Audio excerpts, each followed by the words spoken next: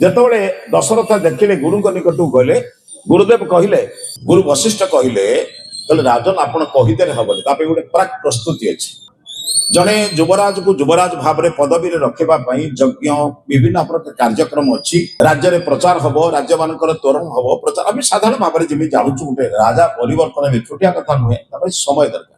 ସମୟର ବ୍ୟବସ୍ଥା ହେଇଗଲା, ସବୁ ସମୟର ବ୍ୟବସ୍ଥା ହେଇସାରିଲା ପରେ ନିର୍ଦ୍ଦିଷ୍ଟ ହେଇଗଲା ଏଇ ଦିନ ରାଜ୍ୟାଭିଷେକ ହବ।